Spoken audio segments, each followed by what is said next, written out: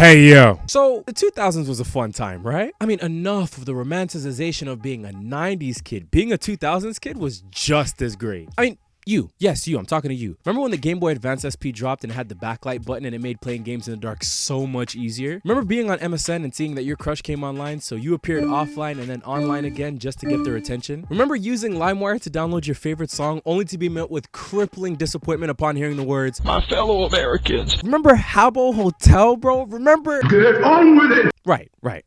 Remember Crazy Frog? Yeah, that one struck a chord with you. Well, if you remember Crazy Frog the way I remember Crazy Frog, then you probably had the same question that I had for years. Where did it come from and whatever happened to it? Well, seatbelts everyone, because we're going to dive into the crazy world of our old blue amphibian friend. Our story begins in Gothenburg, Sweden, 1997. A 17-year-old by the name of Daniel Mamadal and his friends were fooling around with recording equipment, mimicking one of their mopeds that had a 2-stroke engine. You know, as any normal 17-year-old does on a Friday night with no girlfriend. Who am I kidding? I'm 28 doing this with no girlfriend. One of his friends must have thought it was hysterical because he posted it on the World Wide Web. Now, while researching this, Goofy, our head of research and development, made an interesting observation. Danny here is arguably the genesis of the internet sensation. Now, when Goofy said that, I told him to get out of my face because this is 1997. The internet that we would come to know it in the 2000s up until now was still sort of in its primitive stages. But as the story unfolds, it makes more sense. So after Daniel's friend posted the recording on the internet, it actually reached the radar of a researcher for Swedish TV who then reached out to Daniel and convinced him to perform the sound live on TV. With that exposure, probably came a girlfriend. I meant virality. The recordings of his televised performance actually started popping up on file sharing networks and other websites under the name 2taktir.mp3. You're welcome. Now it's interesting that the sound that Daniel made that got him on this road to virality was an engine, because the MP3 file of his performance actually traveled a far distance into 2 different avenues. I thought that was pretty good. The first being in 2001, where it then became an internet meme in the form of what was called the insanity test, where you would log into a website, be instructed to look at a picture of a Formula 1 car, play the audio of a pitched up version of Daniel's soundbite, and then ask yourself if your brain is still fully intact. The second avenue being in 2003, when a 3D animator also in Sweden by the name of Eric Wernquist was emailed the MP3 file by a friend. Without any knowledge of the meme that was the insanity test, he was inspired to put an animated body to the sound, an obnoxious,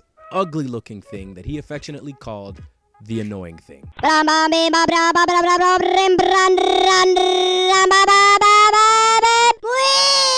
Which I'm sure everybody also called it not so affectionately. October of that year, Eric posted the annoying thing to his website as well as to the CG Talk forum. Remember when forums used to be the thing? Where it garnered viral success and spread like wildfire. Full circle moment in 3, 2. So, the annoying thing made its way all the way around to Daniel, where it was brought to his attention that this popular animation was using his voice uncredited. But rather than be a hater and stop Eric's motion, the two of them got on a call where Daniel performed the sound to Eric as a way to validate that the sound was indeed him, which prompted Eric to give Daniel proper credit. Now, of course, with any viral sensation comes the opportunity to capitalize, monetize, and eventually bastardize its success. And in the 2000s, the novelty of ringtones was all the rage. In 2004, Ringtone Europe and Jamster België, or Jamba as they're now known because of the merger, reached out to Eric and Daniel respectively with the idea of using the annoying thing both in sound and in look in the ringtone market, to which Eric and Daniel agreed, for a percentage of the profits of course. From there, the annoying thing was reintroduced to the world under a new name, Crazy Frog.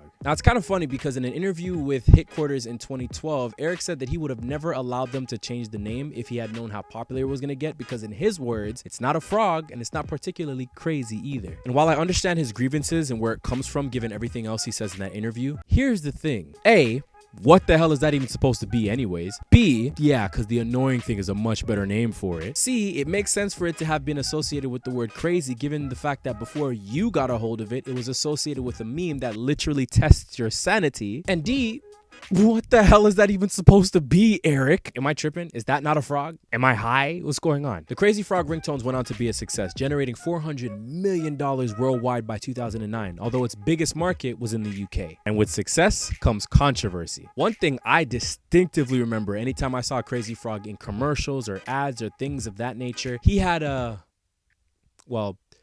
was a...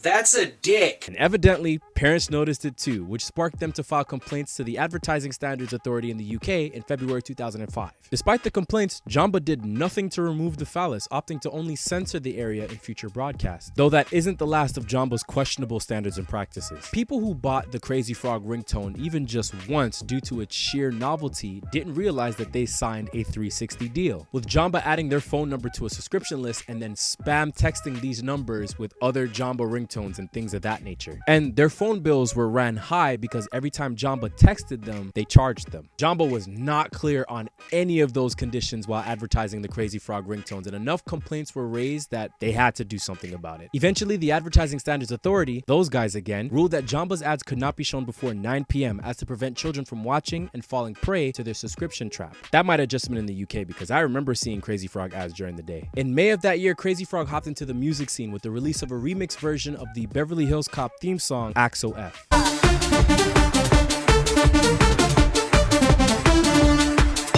The song did wonders in Europe, peaking at number 1 on most European music charts. In the US, however, it peaked at number 50 on the Billboard Hot 100. But in North America, even though it wasn't as big a commercial success as it was in Europe, it still went multi-platinum in every elementary and middle school dance, let me tell you. When Axo F came on, it was time to party. Capitalizing off of this momentum, July of that year saw the release of Crazy Frog's debut album, Crazy Hits, which essentially was remix versions of a lot of well-known songs like Whoop There It Is by Tag Team, We Like to Party by the Venga Boys,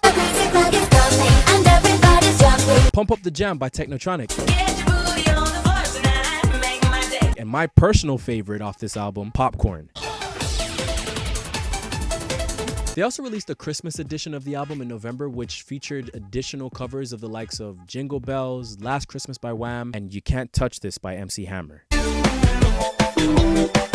You Can't Touch This, Christmas. Don't see the correlation. In any event, Crazy Frog's debut album was relatively successful, selling over 1 million copies worldwide. So let me get this straight. Janet Jackson accidentally pops her titty out and gets blacklisted from the music industry, but Crazy Frog shows his buddy off to little children and he gets a music career, merchandise, a racing game series for PlayStation, and an Australian tour? Yeah, okay. Whatever. In addition to the music career, the video games, the merchandise, the tour, and yes, of course, the ringtones, there were talks to bring Crazy Frog to the big screen as well as the small screen, but those plans were later canceled for undisclosed reasons. And given what we've seen for music videos like Axo F and Popcorn, I kind of wonder what would have been in store for a Crazy Frog cinematic universe. June of 2006 saw the release of its sophomore album, More Crazy Hits, which featured a well-known cover of Queen's We Are the Champions, which also coincided with the 2006 FIFA World Cup. Perfect timing, actually. Again, this song may not have been a huge commercial hit in North America, but in elementary schools and middle schools, this song was multi-platinum. That said, relative to the success of Axo F and the debut album, We Are the Champions and the sophomore album never really matched. Probably because by this point, the Crazy Frog novelty was starting to wear thin, having been voted the most irritating ad of the year 2005. I mean, the kids still loved it. We was going up to these joints at the dance-a-thons, but still. Also, the ringtone industry was starting to decline by this point due to an oversaturation in the market. Snuffle Bunny, the Gummy Bear song, You are my sweetest love, that love I always wanna hold. Oh, I'm a gummy bear, yes, I'm a gummy bear. Oh, I'm a yummy, tummy, funny looking gummy bear. and of course the music industry trying to capitalize on the ringtone novelty, i.e. ringtone rap, which admittedly is one of my favorite eras in hip-hop. In 2009, 3 years after the release of More Crazy Hits, Crazy Frog would release its third and final album, Everybody Dance Now. And with its abysmal commercial performance, Crazy Frog would fade off into obscurity before resurfacing in 2021 with its comeback single, Tricky. Crazy Frog was then slated to return in the form of NFTs because of course it was. And as recent as 4 hours ago, Crazy Frog is still active on all of its social media accounts. The story of Crazy Frog has a lot of things going for it. What started out as good, harmless fun then became an internet sensation, perhaps the earliest example of the internet sensation, and then snowballed into a multimedia phenomenon. But what I found the most interesting in this entire story was the reaction of Daniel, who who at the height of Crazy Frog's popularity was quite pleased with how far his little soundbite had gone, and how that fun little soundbite inspired an artist to bring it to life, add a new dimension to it. Neither Daniel nor Eric knew what was ahead of them. They did not anticipate that this fun little thing would become a multimedia phenomenon that many of us who grew up with it would hold on to as part of our nostalgia. They just did it to do it, which we've seen time and time again across many different platforms. So whether or not this is the earliest example of the internet sensation or the genesis of the internet meme, whether or not this is just a common example of capitalism running amok, this is still a true and perfect example of how far doing something that's fun or doing something based off inspiration can go. Ring ding, ding da.